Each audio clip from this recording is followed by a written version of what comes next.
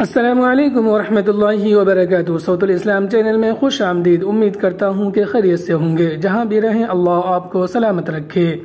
آج کی ویڈیو میں آپ سنیں گے شیخ صلاح الدین جامعی کی زبانی مرحوم اکبر کی مجبور شہناز کی کہانی۔ میں پاگل ہو جاؤں گی، میری شکل دیکھو، میں بیکارن بن گئی ہوں، تھک گئی ہوں میں۔ میرے پاس بیٹھ کر بولا، تو ہر وقت جھگڑتی رہتی ہے، کبھی تو پیار سے بات کر لیا کر میرے ساتھ۔ میں نے اسے سائڈ پہ دھکا دیا، وہ خاموش ہو گیا۔ میں تھک ہار گئی تھی، اب سوچ رہی تھی بس اس سے طلاق لے لوں گی۔ اپنے ایک دو کزن سے بھی بات کی تھی جو وکیل تھے، انہوں نے تسلی دی کہ ہم ساتھ ہیں آپ کے، طلاق لے لو اس کمینے سے۔ میں سوچ رہی تھی آج گھر آئے گا تو بس اس کو بول دوں گی طلاق دے دو مجھے۔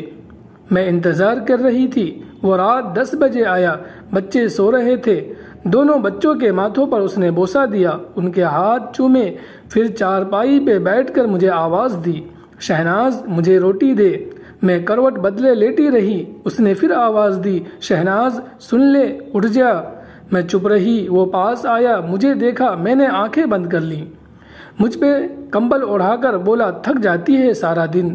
پھر کچن میں گیا، کھانا دیکھنے لگا، کچھ بھی نہیں تھا کھانے کے لیے۔ ایک پیالی میں نمک مرچ ڈال کر اس میں تھوڑا پانی ملا کر سوکھی روٹی کھانے لگا۔ میں دیکھ رہی تھی، میں دل میں سوچنے لگی یہ مرتا بھی نہیں ہے۔ وہ کھانا کھا کر سو گیا۔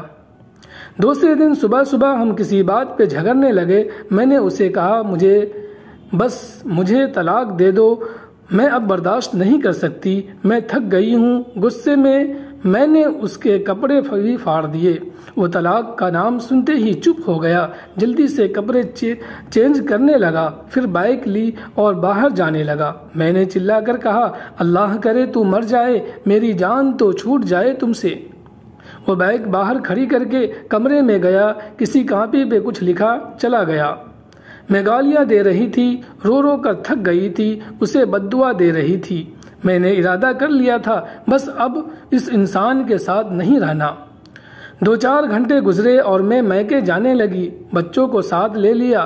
اتنے میں گلی میں ایک شور سا برپا ہوا، میں رو رہی تھی، ہمارے دروازے پہ دستک ہوئی، میں نے دروازہ کھولا، پورا گاؤں چارپائی اٹھائے میرے دروازے کے سامنے کھڑا تھا۔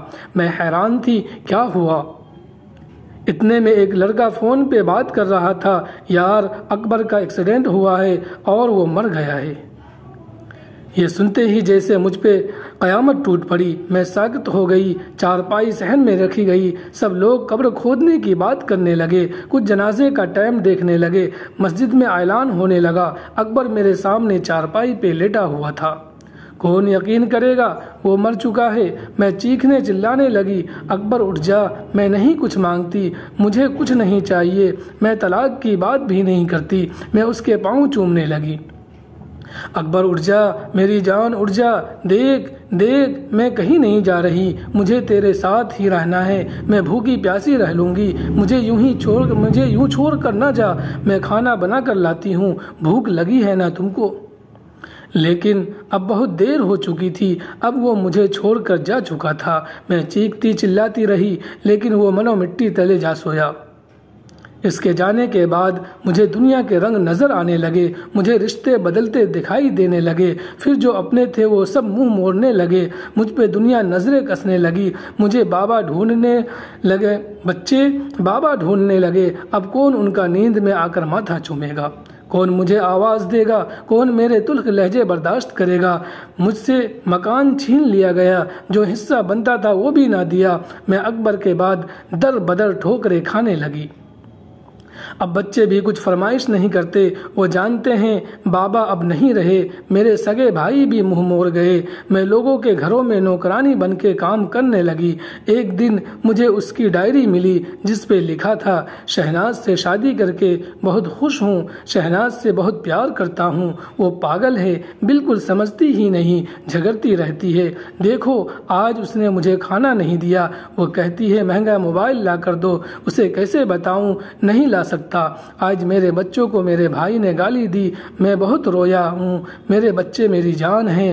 شہناز کو بخار ہے، وہ بیچاری میرے لیے کیا کچھ برداشت کر رہی ہے۔ اللہ نے چاہا تو ہمارے حالات بدل جائیں گے، پھر شہناز کو دنیا کی ہر خوشی دوں گا۔ اب وہ مجھے کھانا نہیں دیتی، میں جانتا ہوں ناراض ہے مجھ سے۔ میں نے نمک مرچ کے ساتھ سوکھی روٹی کھائی ہے، آج میری کمر میں اینٹ لگی ہے، زخم بہت گہرا ہے، یہ شہناز کو نہیں بتاؤں گا، وہ پریشان ہو جائے گی بیچاری۔ ڈاکٹر کہہ رہا تھا 15 ٹانکے لگنے ہیں، آج مجھے چوٹ لگی ہے، کہہ رہی ہے طلاق دے دو، میں مر جاؤں گا اس کے بنا، ابھی غصے میں ہے، ٹھیک ہو جائے گی۔ میں ڈائری کو سینے لگا کر چیخ چیخ کر رونے لگی۔ ہم سفر تو ہم سفر ہوتا ہے نا، وہ جیسا بھی تھا میرا سایہ تھا، میری ڈھال تھا۔ اس کے بعد زمانے کی ٹھوکریں کھا کر سمجھی ہوں اس کے ساتھ میرے دونوں جہاں تھے۔ تھک ہار کر گھر آتی ہوں، اب ٹوٹ گئی ہوں، میں بچوں کی خاطر زندہ ہوں بس، ورنہ کب کی ختم ہو جاتی۔ میں خود کو اذیت دیتی ہوں، کیوں جھگڑتی تھی اس کے ساتھ، کیوں اس کو ستاتی تھی، کیوں میں لوگوں کو دیکھ کر بڑے خواب دیکھتی تھی، وہ میرے ساتھ ہوتا تو کیسی زندگی گزر رہی ہوتی۔ کیا میں بخشی جاؤں گی؟ اللہ مجھے معاف کرے گا۔ میں مشکل وقت میں اس کا سہارا، اس کی ہمت نہ بن سکی، میں مطلب پرست لالچی ہو گئی تھی۔ اب تو اکثر لوگ میری مدد کرتے ہوئے میرے جسم کی بات بھی کرتے ہیں۔ سب عورتوں سے ہاتھ جوڑ کر اپیل کرتی ہوں کہ پیسہ ہم سفر کے سامنے خاک بھی نہیں ہے۔ لالچ اور بڑے بڑے خواب کی تمنا میں لوگوں کی نوکرانی نہ بن جانا۔ شوہر اگر ایک وقت کی روٹی بھی کھلائے تو مسکرا کر سینے سے لگ جانا۔ خدا کی قسم، زمانے کی لاکھ تلخیوں کو وہ تمہاری خاطر اپنے سینے پہ برداشت کرتا ہے۔ پلیز اگر کوئی بہن اپنے شوہر سے بیزار ہے تو وہ سمجھ جائے، اس سے پہلے کہ آنسو اس کا مقدر بن جائے۔